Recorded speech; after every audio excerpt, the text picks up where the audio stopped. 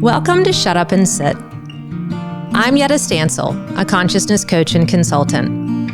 I'm on a mission to bring mindfulness to the modern world. Each week, we will offer ancient healing practices, real-world examples, and the latest research in neurobiology and behavior change into fun conversation that invites you to wake up your highest self. Now, let's go shut up and sit. All right, welcome back to the show, everybody. Yedda here as always. So excited to be here. That's my word, excitement. You know, I'm always excited. And I'm back today with a guest who his favorite word is excitement, I'm sure. Philip, thank you for coming back and joining us again. How are you? I'm great and excited to be here. Excited, there you go. So if you've been listening for a while, you know Philip was with us when you taught the 4 components of being human, which are, to me, I think, foundational for every human being to know. Mm-hmm. Incredible information, and now we've worked our way through. It's interesting, I was just looking at the numbers. So you came in on, I think, one of the first, 5 or 6 episodes, and now can you believe this is the 35th episode? Good for you. Which may not shock you, knowing how much I love to talk. Well, there is that. There is that. So I couldn't think of anybody more important, you all, to bring back, because we're going into chapter 6. So if you've been with me the whole time, you've just started, you're somewhere along the journey, there is a place for you. And we are moving into chapter 6 in the book, which is titled How to Train Your Mind. And I thought, okay, who do I want to have come in and talk about this with me? Because you guys have been hearing me for a few episodes now, kind of really going deep in the rabbit hole and teaching you solo. And Philip and I were talking, and Philip, you run the mindful morning meditations that I attend every week. And for new listeners, Philip, you've been, obviously a wise wisdom teacher for me along the way. And so I thought, I really want to revisit training our mind and mindfulness. And what I learned from you, what I continue to always learn from you, is so much wisdom. But the aha that hit me, you all, was, mindfulness is woven all throughout the work that I'm doing in my book and with my clients. And for me, some new things started to transpire, even since I've written the book. And Philip and I were talking about this, was, for me, why mindfulness? Why is mindfulness important? You teach so much about that. We're learning that. But what I started realizing, and Philip and I were talking about this before the show started, was ultimately what mindfulness cultivates is it teaches us the skills to believe that we are enough. And so in mindfulness, I use the word enoughness, and a lot of times, Philip, when I talk about this stuff at home, and I actually did a call the other day with my boyfriend listening, and I got off my call and he was like, I don't even know what language you guys are talking. I'm like, what do you mean enoughness? Everybody uses the word enoughness.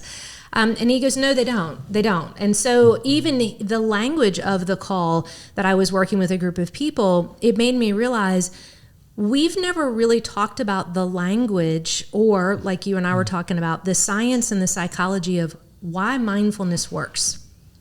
And you are the wise wizard who teaches about the enoughness ongoing on a regular basis. Yeah. Some of your stuff is in my book. And of course, when you all are done listening to Philip's teaching today, there'll be a workshop or a piece of a workshop and his worksheet on the online course around the evolving and degrading, which was such a powerful talk.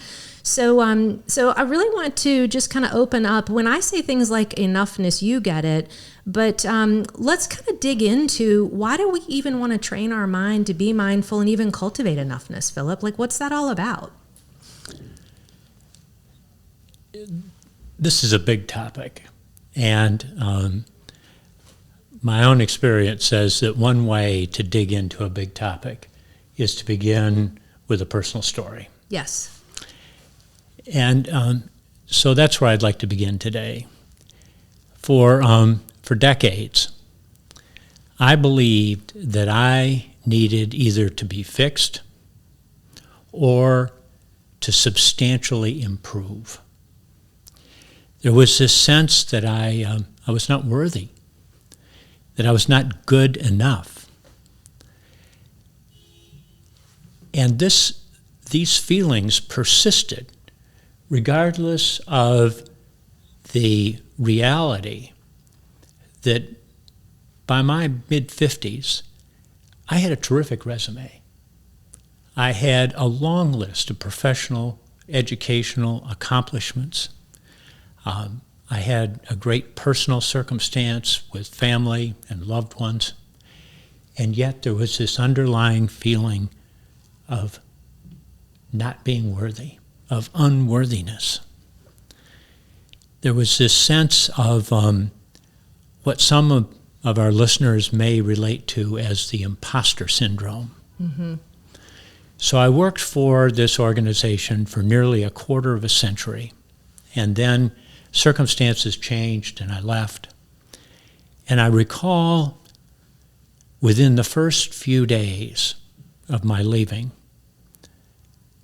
of listening to this voice in my head that said, I think you got out of there in the nick of time before they discovered that you weren't really who they thought you were.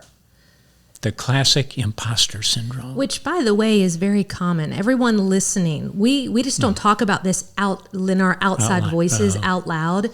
A lot of people suffer from, I really don't know what I'm doing and I hope they don't figure out, and thank God that they pay me and I just get to go home. Mm-hmm. Yeah. So how does this happen? Great question. I think that a lot of it has to do with the social and cultural messages, perhaps even in some cases religious messages that we get as we're growing up, that there's something inside us that's missing. Something's missing. As a human being, you're not complete unless that something's wrong, that you're in some way flawed, that you need to improve, to get better. You need to learn to be your best self. Yeah, what is that? What is that? That somehow we're seriously flawed and that we need something externally. And of course today, maybe we look on Amazon. Oh, Amazon has everything else. Can they give me what I need inside? Well, Amazon doesn't know either.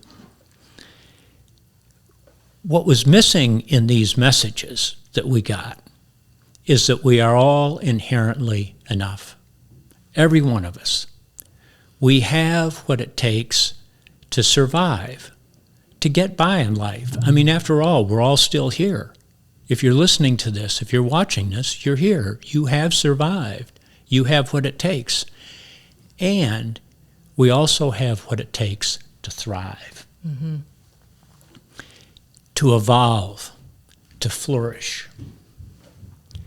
And so our work as humans, just as part of our being, is this accessing and cultivating these qualities of our enoughness. Yeah, and there's actual qualities. I mean, there are actual qualities to enoughness that no wonder. So I just want to pause for a second. If you feel like you're not enough, you're not worthy, or you're going, Philip, you're talking my language, it's because these skills and capacities, these components are not consciously and actively taught in our society. They're not. In fact, we get these alternative messages. I was telling Yedda before we started that I had this teacher in 6th grade before I was going to go to junior high school who said, we're going to spend this year preparing you for junior high. Then she moved over to the junior high and I had her again in 8th grade. And she said, we're going to spend this year preparing you for high school. And then I went to my first class in high school and she happened to be the one of the guidance counselors who was moonlighting teaching algebra. And she said, what we need to do is prepare you for college. This constant message. Because you don't have what it takes to get to middle school right, or but high I'm school here, or college. So and I'm going to give it to you. Yeah, yeah. So accessing and cultivating these qualities of our enoughness is both our opportunity in life, and I also believe it's our obligation. After all, we're here. However much scientific evidence there is about the universe, about being human, there's a mystery to it as well. Yeah, there's an unknown. There's an unknown. There's that very powerful element. And so to the extent that we as humans can access our enoughness, then we're in a place where we can share it with others, where we can share it with those who are closest to us, and we can turn our attention to the planet and to the whole society and offer more. What shifted for me was when I stepped into the world of mindfulness. That began to make a difference. It enabled me to change how I relate to myself. Instead of relating to myself as not worthy, I related to myself as enough. Mm-hmm. And that has made a huge difference for me. And, before you jump into this next piece, can I ask you a question? Because I'm thinking about the first-time user, and my first experience with you was that was already apparent. When first time I met you and Kay and I came into the room, your enoughness wasn't something you had to talk about. It was just present. And then as you went into teaching it, and I love how you teach, because you're gonna break down the components, which I think in corporate is or in our Western world, people like chunks and pieces. But your enoughness that you had been cultivating in mindfulness was just something that people like myself just experienced. There was no explanation that there is a component that you work at this on, but then there's also this place where it just shows up. You already, your enoughness was evident to me before you ever opened your mouth. And I thought that was fascinating, you guys. I was like, what is this guy? How did he get it? Is he on drugs? Is there a, and you had it. Well, but that was some time later. By the time you and I first met, I'd been practicing mindfulness for a while. I had explored it in depth. I'd been through a 2-year teacher training class. Kay and I had been teaching for 5 years or so. So there was a shift. I have begun relating to myself differently. Mm-hmm. So let's talk about the specifics of enoughness. There are 5 of them. There are 5 characteristics of being human that we come from the factory with. We don't need to be retrofitted. They're inherently there. The first the first 2 have to do with our surviving. We avoid that which is dangerous, that which is harmful, that which is not beneficial. And we approach that which is of benefit to us, that which is helpful.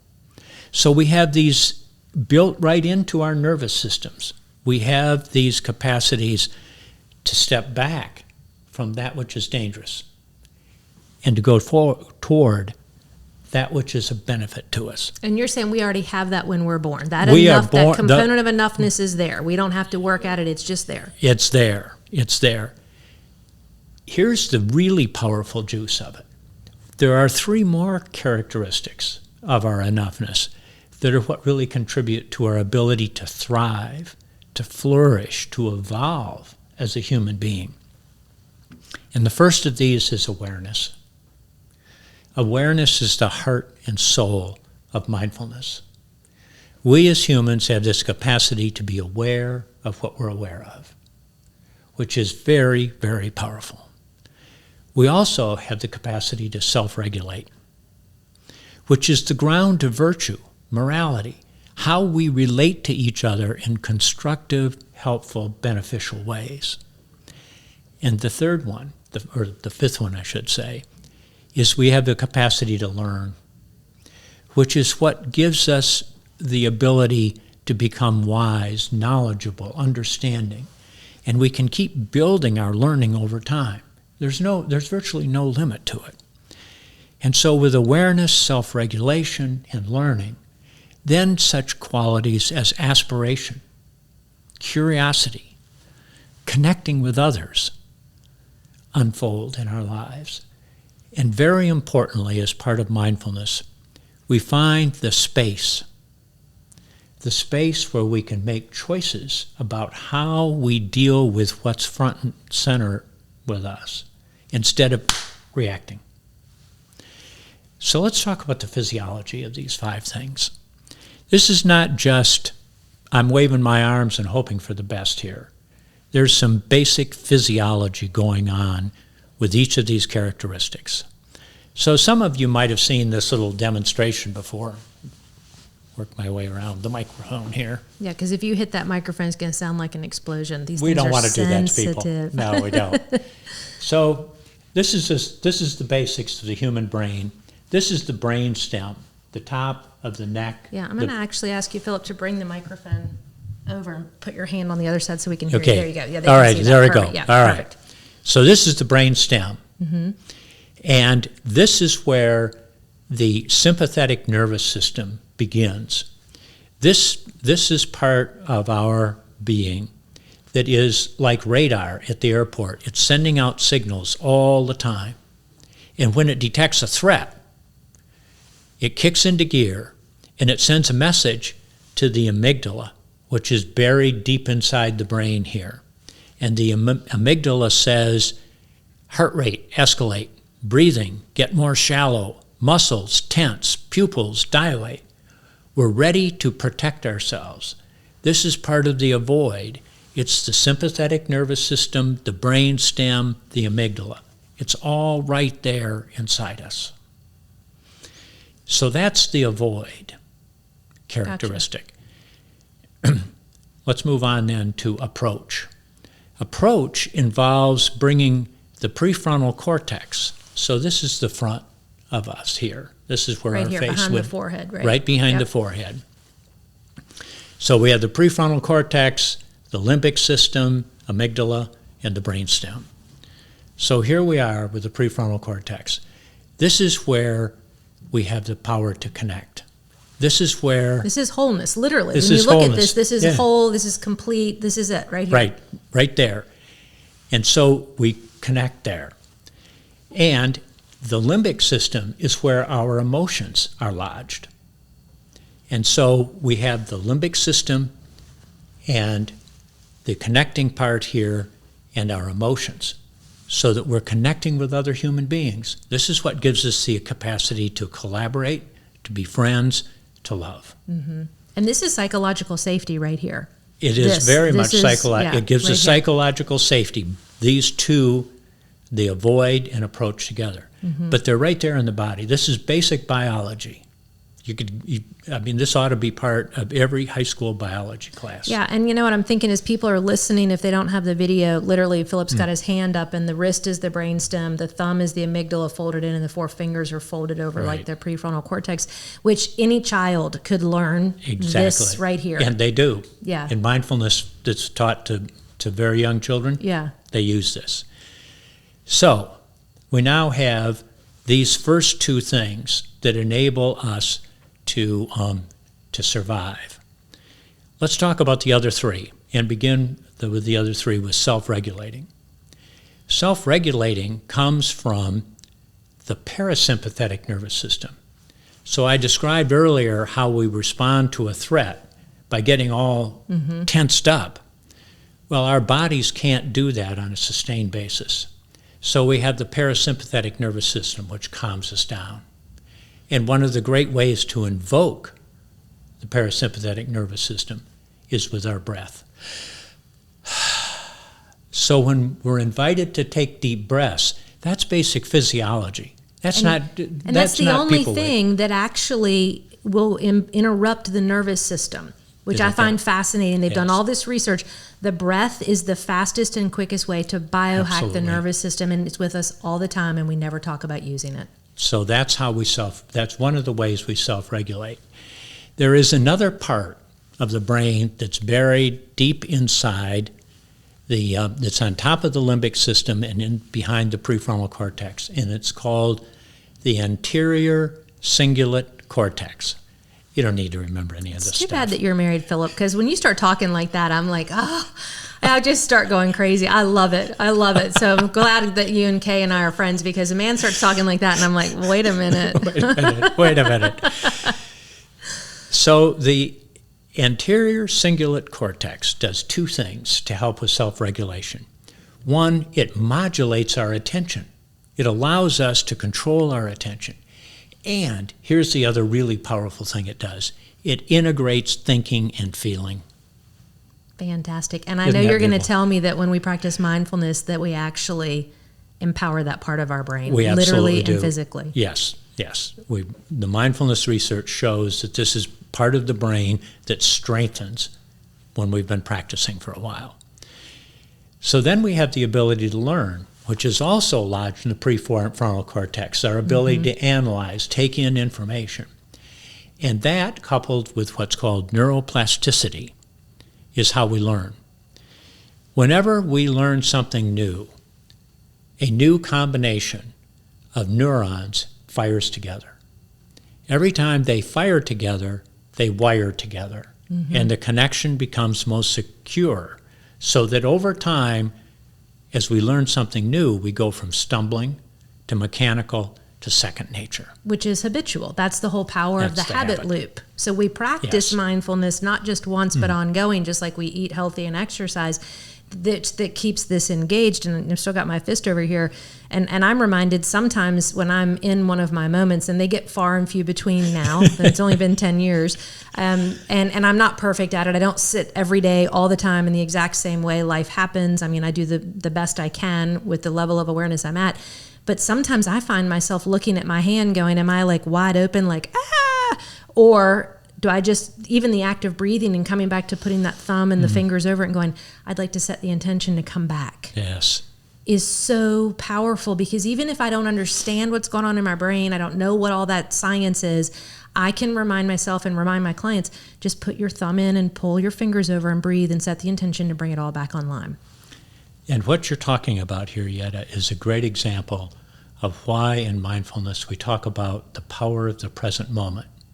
So you said, even if I've forgotten, even if I haven't practiced, even if I'm having a moment, I can always come back and begin again.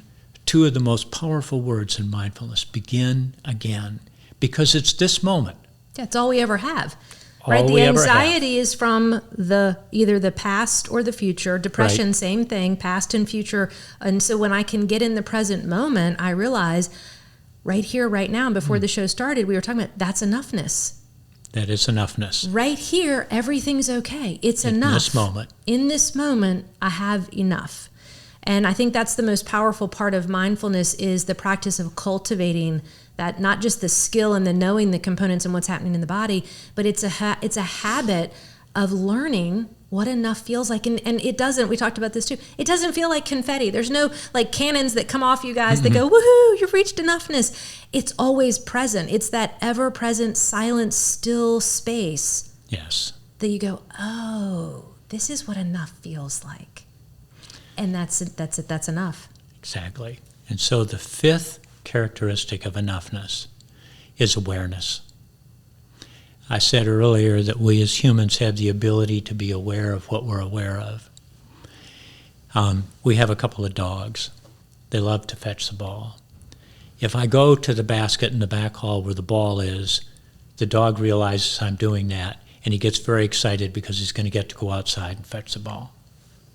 So he's aware that I'm getting the ball. What he is unlikely to be aware of, but we as humans can be aware of, is how excited he is. So I'm aware that he's aware he's excited, and I'm aware that I'm excited for him to be excited. That's what we mean by this power of awareness. So let's do a little practice with the awareness around it. I'm always down for practicing with Philip. So I would just invite you to take a moment and settle into the surface you're sitting on. And if you're comfortable closing your eyes, taking a couple of deep breaths, followed by long, slow out breaths to let go of all this energy and tension that's built up as you've been doing all this cognitive processing.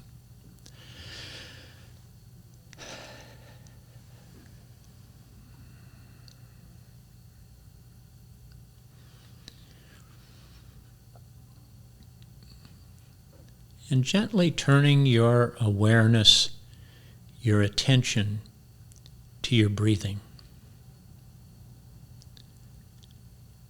Noticing that your breathing has been going on all this time. You've been listening. My breathing's been going on even while I'm talking.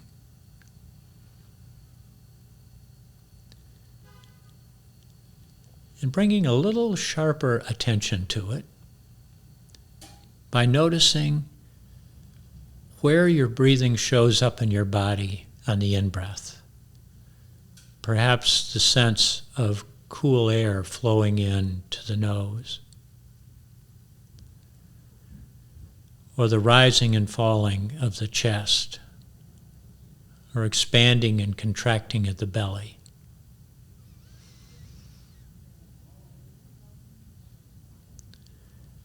Noticing what's happening in one of these three areas on the in-breath and then on the out-breath.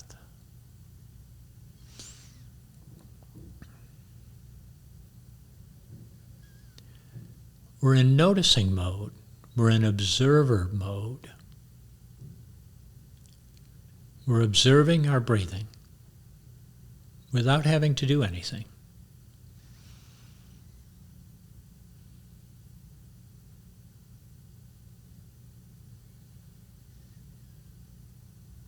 And now expanding your attention a little bit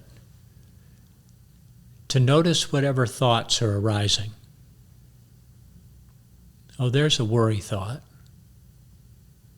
There's a planning thought. There's a joy thought. There's a regret thought. Whatever it is, simply noticing it.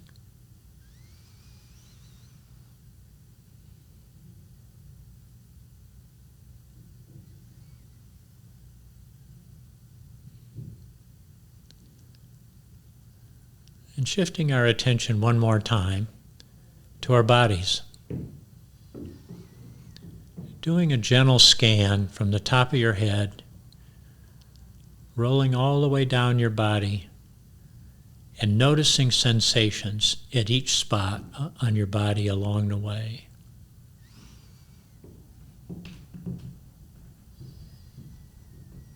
And choosing one of those sensations and holding your attention there. Observing the sensation.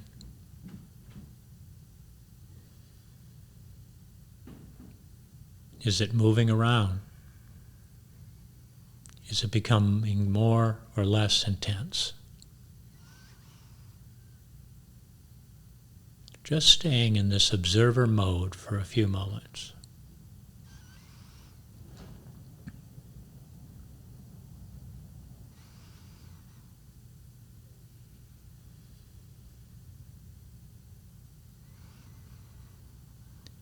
And in your own time, whenever you're ready, perhaps opening your eyes if you've had them closed, and bringing your attention back to this moment.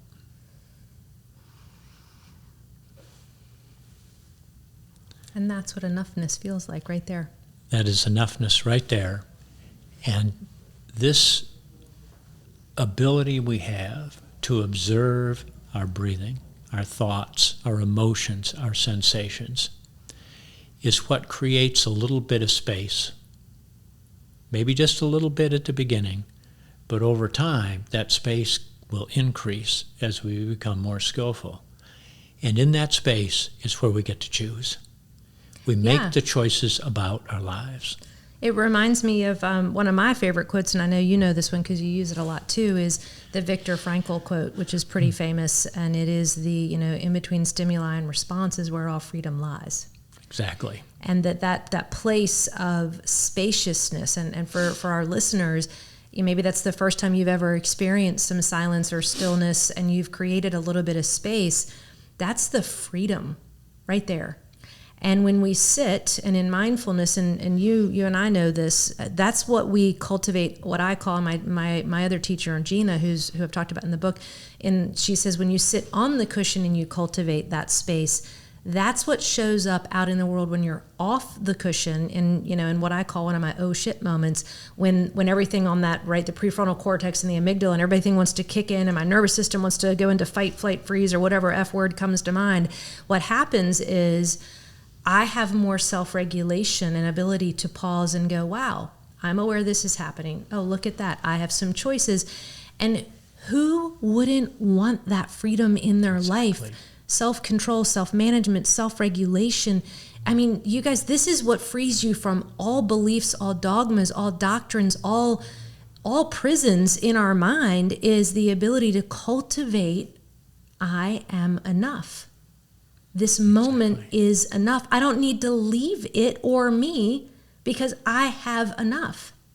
So let's just take the example you were talking about. Did you want me to be quiet and close my eyes again so I can calm down? No, not at all. So I loved your example.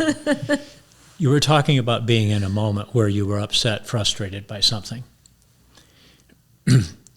So let's choose a word like frustration, and sometimes frustration grows into anger. When we are in awareness mode, when we're the observer of it, then we begin to realize the difference between I am angry and there is anger present. There's that distance, that space. It's a little bit like a mirror. Mm-hmm. We look in the mirror and we make an ugly face at ourselves, or we see a frustrated face, or we see a happy face. Whatever we see, that's here. Yeah.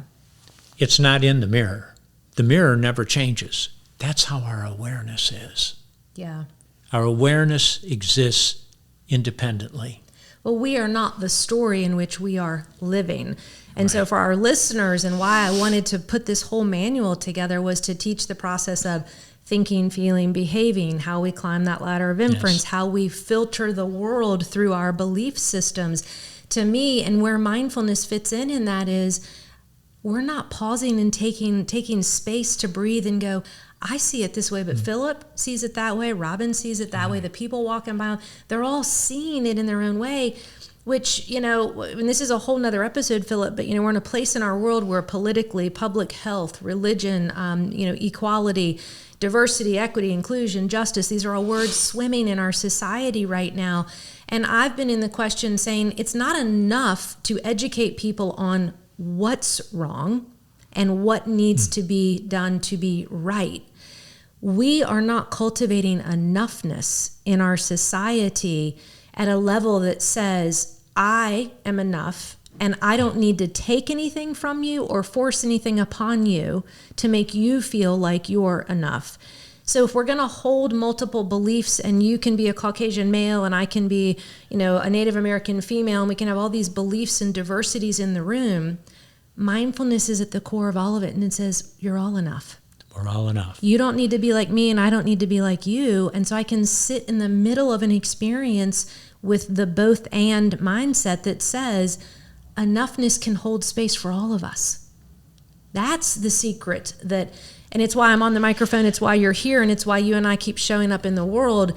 That's, to me, what's missing, that we need to put on the airwaves and tell people mindfulness isn't a religion that we're trying to shove down anyone's throat. Mindfulness is a way of being with ourselves.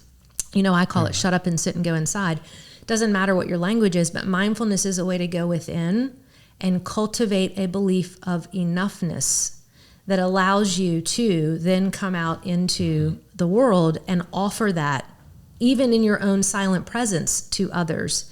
And, you mentioned something else that made me think about this. When I get on with my other teacher, Gina, and I do my one-on-one kind of mindfulness coaching with her, and yes, I have one because I'm not an expert either. When we get on the phone now, years ago I would show up and I would tell her the story and and you probably remember some of my stories. Well, how come? And this person did that and that. And in the beginning, she would listen, never say a word. When I was done and she could get a breath in, she would say, all really interesting, totally unnecessary and irrelevant. Now let's sit. She wouldn't analyze it. She wouldn't therapeutize it. She wouldn't take it apart. And we would sit across from each other in two chairs in an empty room with the window open. Yes. And I got more benefit from the hour of sitting with her than I ever did. Now, I shouldn't say that. My therapy served me for the point that I was at, for where I was, you all. So if you're in therapy, have different roles. They'll have different roles.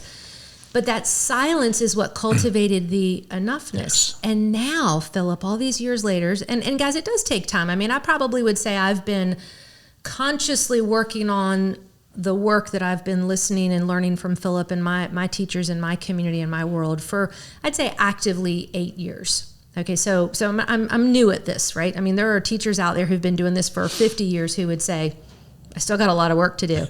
So I'm a newbie at this. So for 8 years to sit with this, But where my work has evolved now, when I meet with my mindfulness coach, Gina, when she starts the call, she says, "So how are we today?" And do you know what my response is now? Fear is here. Doubts dabbling in and out. Uncertainty is here.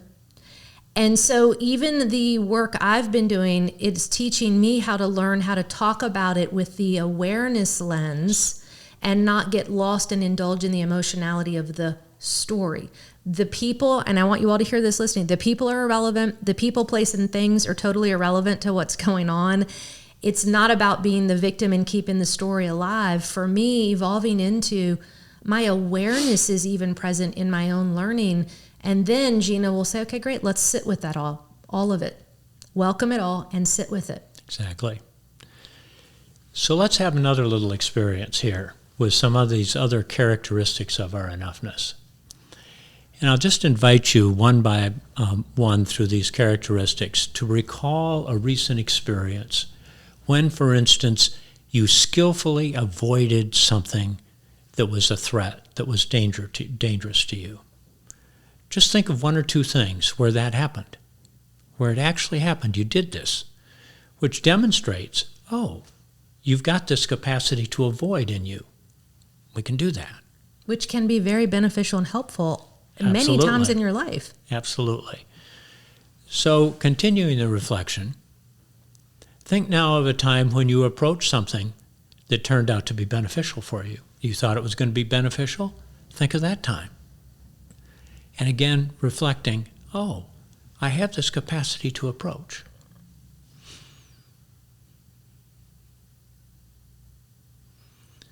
And now shifting to self-regulation. Recall an experience, and we all do have them, where something happened that was difficult and annoying and frustrating for you. And you self-regulated. You didn't lose your cool. You didn't fly off the handle. You were aware that there was frustration and perhaps anger there, but you self-regulated. Reminding ourselves, oh, I can self-regulate. And finally thinking of something that you learned. Something new that you've learned.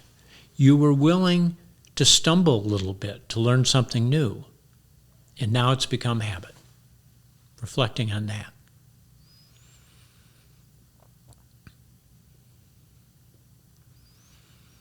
So, the net of this for me is, I've got awareness, I can avoid the danger, I can approach what's good, I can self-regulate, and I can learn. What else do I need? It's so powerful, Philip, because when we can walk around the world knowing that these 5 components are our birthright, they are given, we all arrive here with them. Yes, as you were talking, I was thinking, I know in my own life some wires got crossed, and I learned, and I want you all to hear this, I learned patterns to approach what might hurt me and to avoid what might be healthy for me.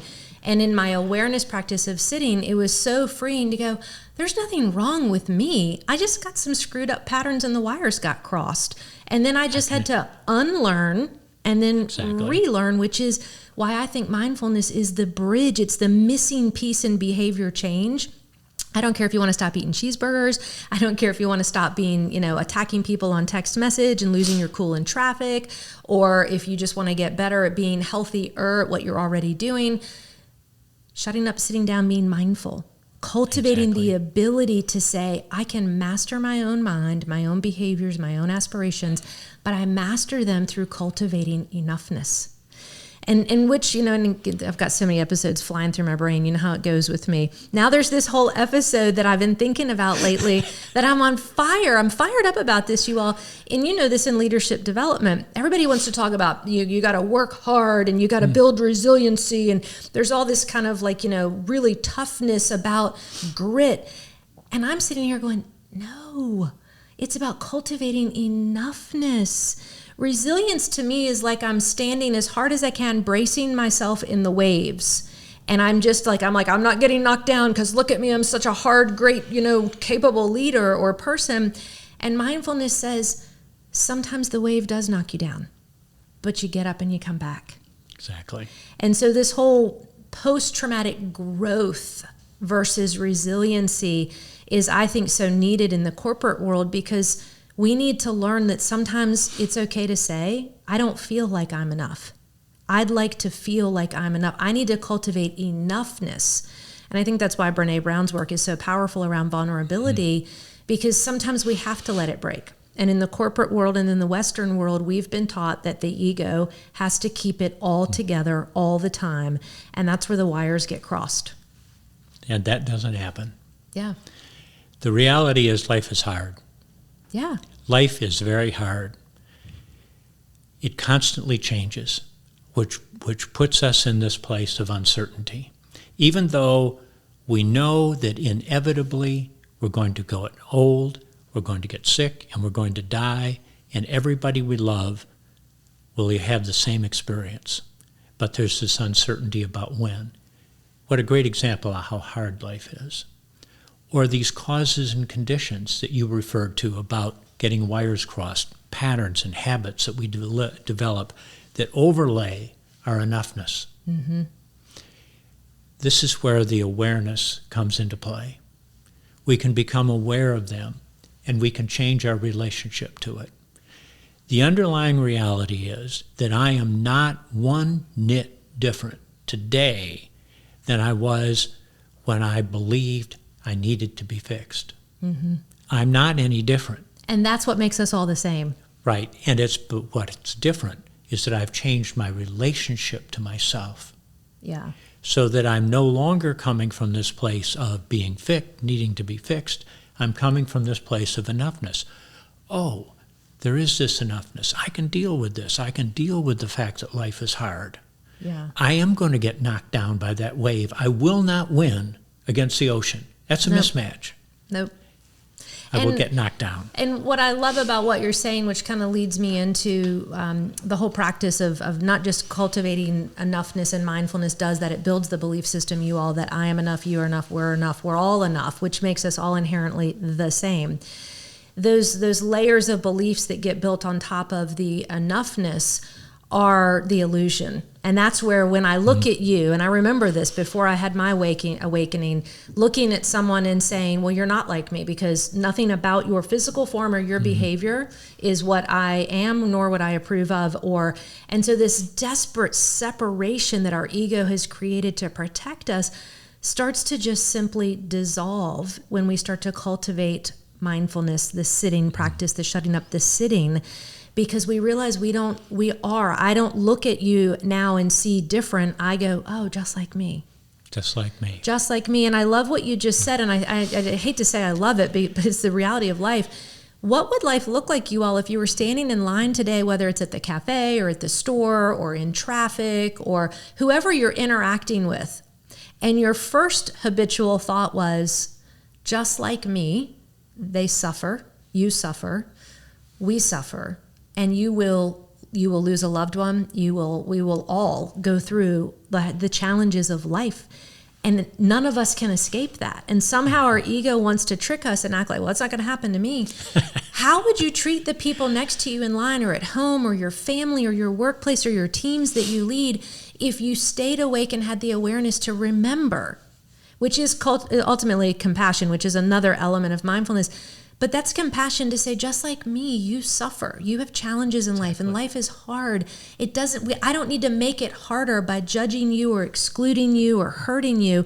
Hurting or people, by judging myself. Right. Well, let's just talk about that, because hurting people hurt people. And if I'm judging you, it's my displacement of not being willing to admit that I'm really just judging myself.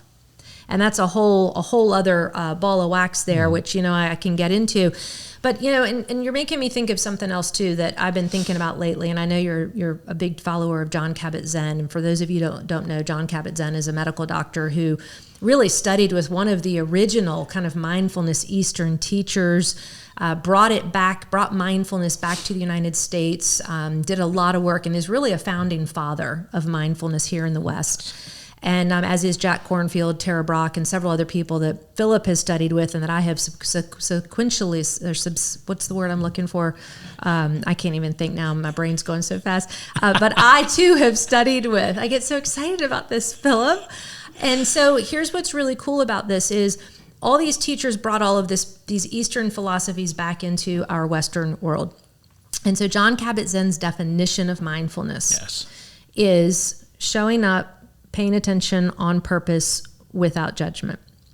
And so my teacher, Gina, introduced something last week with a group that I was talking to, Philip, and I couldn't wait to share this with you. As a narrative coach, words, they have power, and I know that. But she said, I'd actually challenge us to think about a new definition of mindfulness. And she said, showing up, paying attention on purpose with kindness. And I thought, wow, because when I go into non-judgment, then I'm thinking about my judging.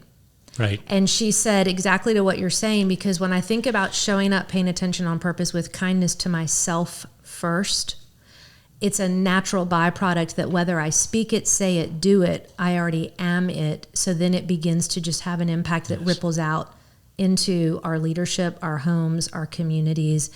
And so I believe everybody needs mindfulness. That's why I love the language. Everybody needs to shut up and sit. I don't care if you're Catholic, Muslim, Hindu, or even Buddhist, or if you're whatever your dogma is. What we're talking about today, Philip, this level of mindfulness teaching of cultivating enoughness is below all dogma and is free of any religious or any social norms that has you got to do this in order to get that. And that, to me, is where I think the world's going to change when we start cultivating real enoughness, which you coming to teach today on this, you did a far better job than I did, because I'd get us going in 5 different directions. And I'm wise enough to know, bring the real wise people in to continue to teach us on this. So what an honor and a joy to be back here today with you to learn this. And for those of you listening, you can check out our online course where we're going to have a lot of these videos and more of the tools and worksheets that Philip's referencing to and that I'm talking about. And if you're in our course and you're watching this video, you're going to have some cool downloads and stuff below the screen, and you can check all that out. But I want to ask you to take us to the mountaintop before we go, and you always do a great job of doing that on your teachings. So what do you have for us today to take us to the mountaintop? This is a poem by Dana Falls. Dana Falls has written a lot of poems that are about mindfulness, and she's a very close friend of Tara Brach's. And in this poem's entitled, "This is what I have to say to you." This is what I have to say to you. You long for wonder when wonder is all around you. You long for freedom, and freedom is the very foundation upon which your world is built. You long for creativity, which never stops flowing into you. You long for a direct experience of truth, and that's what you are. You can't escape your true nature even if you want it. You long to be aware, and that is a choice you can make moment by moment. When you forget to make it in this breath, choose it in the next. You long to be one with the divine, and that is your radiant essence. You long to break free of conditioning, yet you let yourself spin endlessly in the same worn grooves of thought. Anytime you choose, you can leap out of these ruts and receive with gladness the day as it is arrayed before you. Let longing transform itself into gratitude and yearning morph into love. Whatever you wish for, find it now. Celebrate it here. Experience it fully before you forget again what's real. I love that. Philip, thank you for bringing enoughness into the forefront of our minds and our hearts today. And thank you to all of our listeners who are showing up on audio and video in lots of ways in learning this whole concept. I'm so excited to feel and be enough in this moment with you and to experience your enoughness. I hope our listeners have had a dose of enoughness. And coming up on our next episode, I have to tell you before we end, we've got your good friend and my friend Rachel, who's the executive director of the Inner Work Center here, really doing a deeper dive into some mindfulness teachings and training. So you guys want to come back and check out that episode. Rachel is phenomenal. The work that the Inner Work Center is doing is incredible. It's changed my life, and I'm just loving being able to bring these experts that I've learned from out into the world so you all get to learn from them too. So in enoughness, I will see you all on and talk to you on the next episode. We'll see you soon. Take care. Have a great day. May you know goodness. All right. May you know peace. May you know contentment. May you be at ease.